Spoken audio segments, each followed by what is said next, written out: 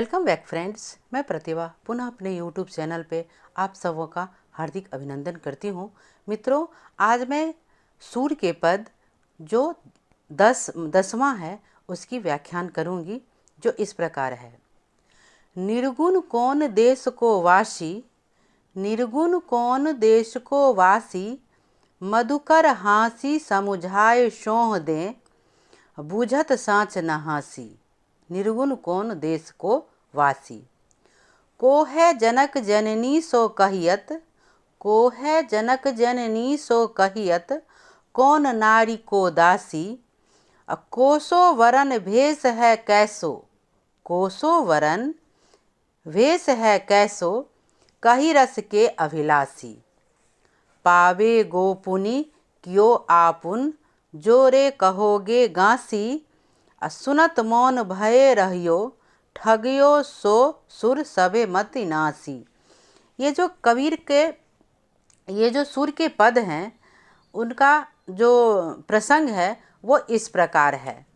निर्गुण ब्रह्म की उपासना का संदेश लेकर जब परम योगी उद्धव श्री कृष्ण के पास जाते हैं, तब श्री कृष्ण उन्हें दूत बनाकर या संदेशवाहक बनाकर गोपियों के पास भेजते हैं।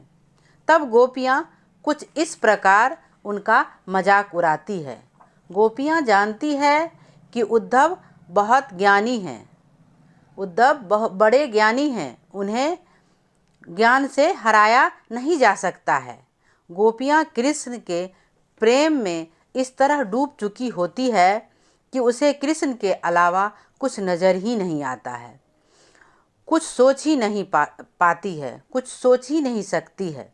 इसलिए उद्धव से पूछती है, उद्धव का मजाक बनाती है कि हे उद्धव, तुम तो बताओ, हे उद्धव तुम ये तो बताओ कि तुम्हारा निर्गुणिया ब्रह्म कौन है, वह कौन देश में रहता है, उसकी वेशभूषा कैसी है तथा उसका नैन नक्श कैसा है। उद्धव गोपियों की बातों से हतप्रभ रह जाता है। वो कभी ऐसा सोचे भी नहीं थे कि गोपियाँ इस तरह के सरल सवाल हमसे पूछेगी। पुनः उद्धव से गोपियाँ कहती है कि हे उद्धव, आप बताओ तो सही, मैं उनसे भी प्रेम कर लूँगी। आपका जो परम ब्रह्म है, यानी हमारा जो कृष्ण है, मैं उससे प्रेम कर लूँगी। आप अपने प्रश्न के उत्तर न मिलने पर वो उद्धव से कहती है, हम सब जानते हैं कि तुम्हारा कृष्ण कैसा है, हम सब जानते हैं कि तुम्हारा कृष्ण काला है, तुम भी काले हो। हे उद्धव, तुम्हारा कृष्ण काला है, तुम भी काले हो, अक्रूर भी काला है।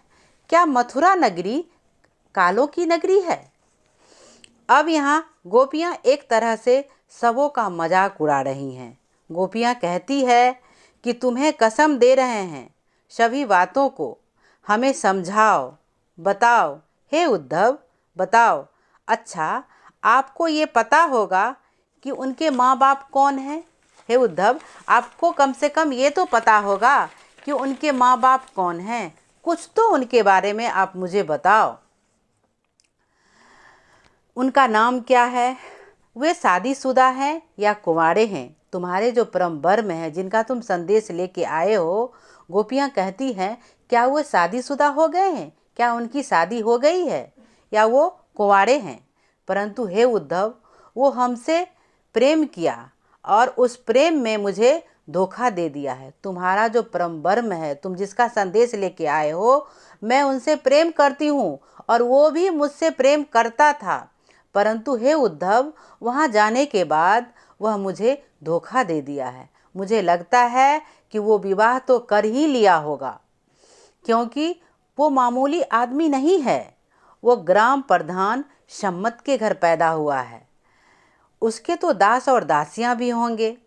बार बार वो गोपियों को अपना प्यार लुटाते हुए कहती है, बार बार गोपियाँ अपना प्यार, दुलार और स्नेह को लुटाते हुए कहती है कि ओ भवरे, तुम अगर हमसे झूठ बोले होगे तो अपनी करनी का फल ऐसा पाओगे कि जिंदगी भर चैन से नहीं बैठ पाओगे। यानी वह पुनः उद्धव से कहती है कि हमारे जो भंवरे हैं, हमारे जो प्रेमी हैं, अगर वो हमसे झूठ बोले होंगे कि जिस प्रकार तुम मुझसे प्यार करती हो उसी प्रकार मैं भी तुमसे प्यार करता हूँ, तो वो चैन से नहीं रहेंगे, वह चैन से नहीं बैठ पाएंगे, चैन से नहीं जी पाएंगे। जिस तरह मैं विरह अग्नि में तड़प रही हूँ वह भी उसी तरह जलेंगे।